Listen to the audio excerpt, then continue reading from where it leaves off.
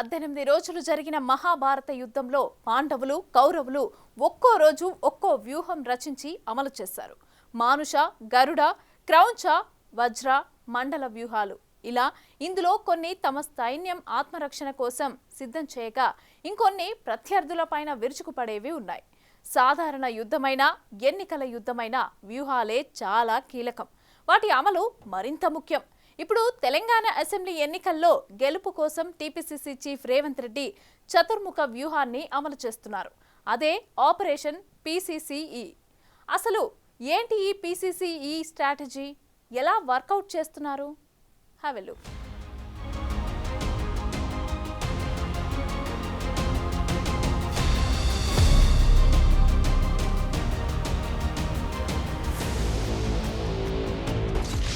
గెలుపు కోసం Revanth Reddy micro strategy. చతుర్ముఖ వ్యూహం గెలిపిస్తుందన్న నమ్మకం. తెలంగాణలో ఆపరేషన్ పీసీసీఈ. అసలేంటి పీసీసీఈ వ్యూహం? స్టోరీలోకి వెళ్లే ముందు ఓ పాత కథ గుర్తు చేసుకుందాం. అదే తాబేలు కుందేలు స్టోరీ. ఈ రెండు పోటీ పెట్టుకుంటే కుందేలు ఫాస్ట్గా వెళ్ళి ఓ దగ్గర నిద్రపోతుంది. మెల్లమెల్లగా అడుగులేస్తూ వెళ్లిన తాబేలు ఫైనల్గా పందెంలో గెలుస్తుంది. ఇప్పుడు తెలంగాణ రాజకీయాలకు కూడా ఈ నీతి కథ, పాత కథ అచ్చుగుద్దినట్టు సరిపోతుంది. అందరికంటే ముందుగానే అభ్యర్థుల్ని ప్రకటించి ఎన్నికల కథన రంగంలోకి దూకిన బీఆర్ఎస్ ఒకవైపు, ఒక్కో వ్యూహాన్ని పకడ్బందీగా అమలు చేస్తూ దూసుకొస్తున్న కాంగ్రెస్ ఇంకోవైపు ఉన్నాయి. అయితే గెలుపు కోసమే అన్ని పార్టీలు పనిచేస్తుంటాయి. కానీ అక్కడే అసలు వ్యూహం ఉంటుంది. ఎన్నికల్లో అయినా యుద్ధంలో అయినా గెలవాలంటే వ్యూహాలు రచించాలి. అలాగని స్ట్రాటజీ రచిస్తే సరిపోదు. దాన్ని సక్సెస్ఫుల్గా అమలు చేయాలి. అంతేకాదు పరిస్థితులకు తగ్గట్టు వ్యూహాలు మార్చాల్సి వస్తుంది. మార్చాలి కూడా. ప్రత్యర్థుల ఎత్తుల్ని చిత్తు చేయాలి. అప్పుడే గెలుపు సాధ్యం. ఇప్పుడు TPCC chief Revanth Reddy Telangana assembly ఎన్నికల్ని చాలా సవాల్గా తీసుకున్నారు. 2018 అసెంబ్లీ ఎన్నికల్లో కాంగ్రెస్ ఓటమి తర్వాత రేవంత్ రెడ్డిని తెలంగాణ పీసీసీ అధ్యక్షుడిగా 2021 జూన్ 26న హైకమాండ్ నియమించింది. కేసీఆర్ లాంటి లీడర్ని తట్టుకుని నిలబడ్డం, ఎన్నికల్లో గెలవడానికి వ్యూహాలు రచించడం ఇవన్నీ కీలకమే. రేవంత్కు సరిగ్గా 2.5 ఏళ్ల సమయం దొరికింది. టీపీసీసీ పగ్గాలు చేపట్టిన డే 1 నుంచే వ్యూహాలకు పదును పెడుతూ వచ్చారు. ఇప్పుడు అవి క్లైమాక్స్కు చేరాయి. కాంగ్రెస్ అంటేనే అంతర్గత ప్రజాస్వామ్యం ఎక్కువ. ఇక్కడ అందరి మాట చెల్లుతుంది. ఎవరెవరినైనా విమర్శించే పరిస్థితులుంటాయి. అయితే అసలైన వారు ఎవరు, కోవర్టులెవరు అన్నది గుర్తించడం కష్టమే. కానీ వీటన్నిటినీ సమన్వయం చేస్తూ వచ్చారు. ఇప్పుడు సరిగ్గా ఎన్నికల ముందు మైక్రో స్ట్రాటజీని తెరపైకి తెచ్చారు. ఈ దెబ్బకు బీఆర్ఎస్ షేక్ అవ్వాల్సిన పరిస్థితి తెచ్చారు.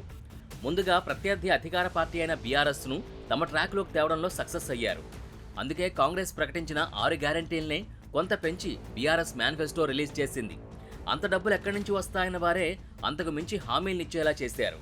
కానీ జనంలో ఉన్న కామన్ అభిప్రాయం ఏంటంటే అధికారంలో ఉన్న పార్టీ హామీలిస్తే అంతగా నమ్మరు. విపక్ష పార్టీలు ఇచ్చే హామీలకే విలువ ఎక్కువ అన్నది పొలిటికల్ సర్కిల్స్లో ఉన్న మాట. 2018 ఎన్నికల సమయంలో కేసీఆర్కి తిరుగు లేకుండా పోయింది. ప్రత్యర్థుల్ని రఫ్ఫాడించి ఈజీగా విక్టరీ కొట్టారు. కానీ ఇప్పుడు బీఆర్ఎస్ డీలా పడింది అనడానికి నిదర్శనంగా చాలా ఘటనలు జరుగుతున్నాయి. అవేంటో ఓసారి లుక్కేద్దాం. కేసీఆర్ తన 40 ఏళ్ల పొలిటికల్ ఇండస్ట్రీలో ఎన్నడూ లేని విధంగా తొలిసారిగా 2 నియోజకవర్గాల నుంచి పోటీ చేయడమే. ఓటమి భయంతోనే కేసీఆర్ కామారెడ్డి, గజ్వేల్ నుంచి పోటీ చేస్తున్నారని విపక్షాలు ఆరోపిస్తుంటే అందులో వ్యూహముందని అధికార పార్టీ సమర్థించుకుంది. వ్యూహమా భయమా అన్న విషయాన్ని పక్కన పెడితే ఈ చర్య జనంలో చర్చకు దారితీసింది. అంతా బాగుంటే గజ్వేల్ వదిలేసి ఒక్క కామారెడ్డి నుంచైనా పోటీ చేయొచ్చు కదా అన్న చర్చ జనంలో జరిగింది. మరొక ఎగ్జాంపుల్, సాధారణంగా ఎన్నికల ముందు పార్టీల మధ్య వలసలు కామన్. ఎప్పుడు ఏ లీడర్ ఏ పార్టీలోకి షిఫ్ట్ అవుతారో చెప్పలేం. అయితే ఇందులో సాధారణంగా అధికార పార్టీకే ఎడ్జ్ ఉంటుంది. అంటే ఈ లెక్కన గులాబీ పార్టీలోకి వలసలు ఎక్కువగా వెళ్ళాలి. కానీ అది జరగడం లేదు. అధికార పార్టీ నుంచే రివర్స్ మైగ్రేషన్ నడుస్తోంది. అది కూడా ఎక్కువ శాతం హస్తం పార్టీలోకే. అది కూడా టికెట్ హామీ లేకుండానే. ఇదో సిగ్నల్.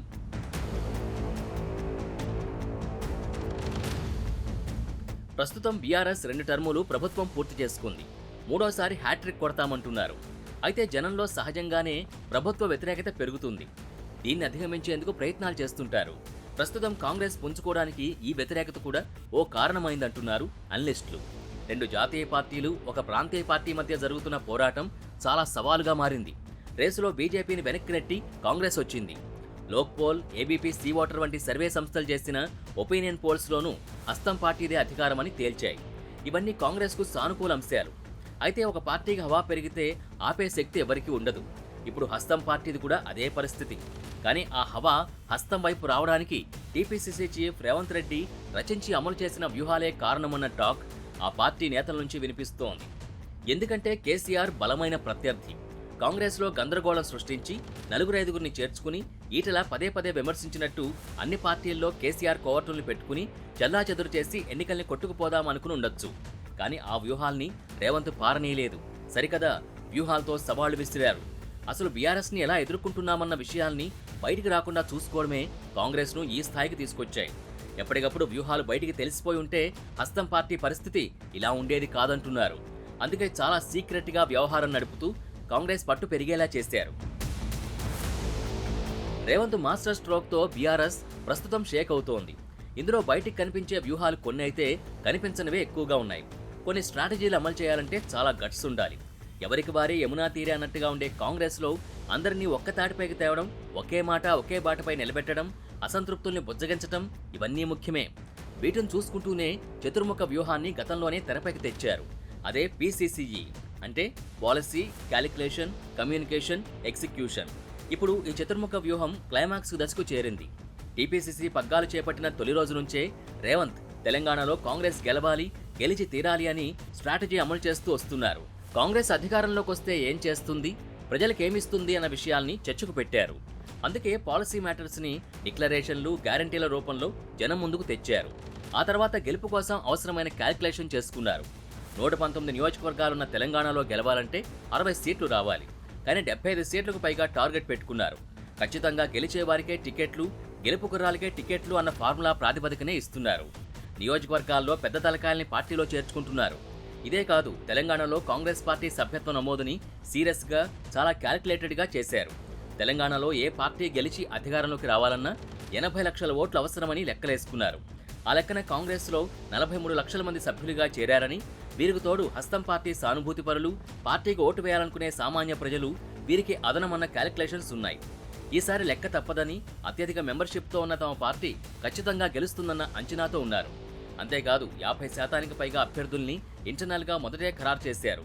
వారంతా నియోజకవర్గాల్లో బూత్ లెవెల్ స్థాయి నుంచి పనిచేసుకుంటూ వస్తున్నారు. ఈ లెక్కల చతుర్ముఖ వ్యూహంలో పాలసీ, క్యాలిక్యులేషన్, కమ్యూనికేషన్ సక్సెస్ఫుల్గా కంప్లీట్ చేశారు. ఇప్పుడు ఎన్నికల ముందు ఎగ్జిక్యూషన్ చేస్తున్నారు. ఇది పకడ్బందీగా పూర్తయితే గెలిపే అంటున్నారు.